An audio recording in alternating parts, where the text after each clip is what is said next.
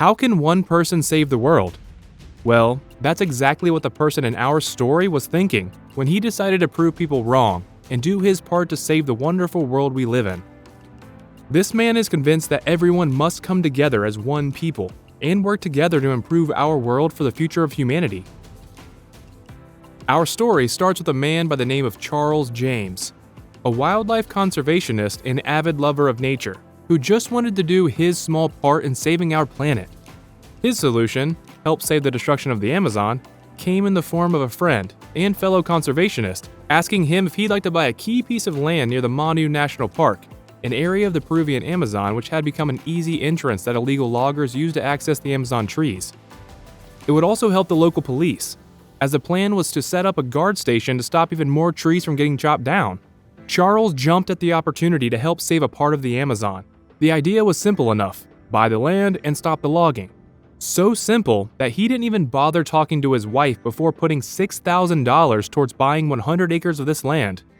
The man thought not much of it as a few months went by, but then one day, he decided to visit it, to see exactly what he had bought and the progress in the building of the guard station. After flying on 4 different planes just to reach the city of Cusco, near the Amazon, he had to travel an additional 8 hours by car to reach the 100-acre property he had bought those few months ago. And when he arrived, he was shocked to realize that he had bought something more than just a big plot of trees. Exploring the dense forest, Charles stumbled upon a massive illegal cocaine plantation. Crazy enough, Charles had secretly bought this illegal drug plantation without realizing it. As the landowner, I was responsible. However, it was being used by someone who I doubted would take kindly to me destroying it. Charles slowly started to understand the mess he had gotten himself into, as this illegal plantation was owned by an infamous gangster known for his kidnapping and robbery. The star of our story, Charles, had mistakenly bought the most dangerous piece of land off of the most dangerous family in the most dangerous area in Peru. Everyone laughed at him for buying this land, telling him it was a waste of money and time trying to deal with these drug lords and gangsters. But Charles didn't give up, using diplomacy to try and solve the problem, and what he discovered shocked him. At one point, Charles decided he would just confront the drug dealers once and for all and try to bargain with them. They were nice guys, smiley and friendly, in the way that narco-traffickers apparently are before they kill you. We stood together in the hot, dusty street chatting. Finally, the men agreed to harvest the coca and remove it from his land, and they arranged to meet a few days later in the coca field. Charles thought the drug dealers were trying to set up an ambush, but once he got to the field, he couldn't believe his eyes. Young women and children arrived to help him harvest the coca, even showing him the exact way to pick the leaves of the coca plant. After his success dealing with the drug dealers, Charles decided to try the same approach towards the illegal loggers.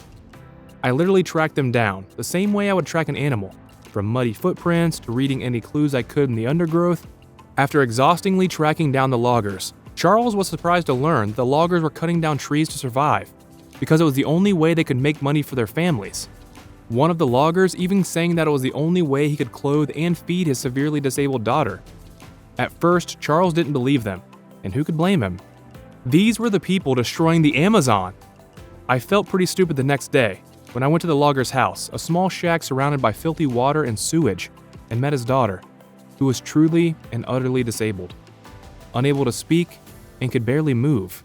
Charles realized he had stumbled on more than just a bunch of random drug dealers and loggers, but people who loved the Amazon and had to do the things they did to survive and provide for their families. He decided instead of letting them cut down trees, he would pay the loggers to go around planting new trees and taking care of the forest.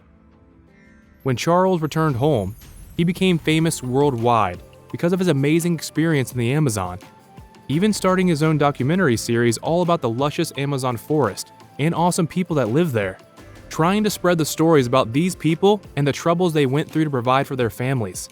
And because of all this newfound fame, Charles became known as the crazy Rainforest man who helped save the Amazon.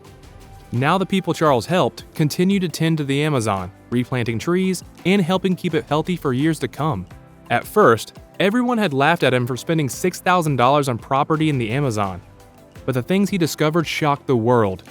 Sometimes, you need to do what you believe in, even if people don't believe in you. Finding your goal in life is what's important. It doesn't matter who you are and what you do, only that you never give up on your goals. and continue to work hard to achieve your dreams. So friends, let us know what you think about the story of a man who followed his dreams and proved everyone wrong in the process. And with that, thanks for watching. Later.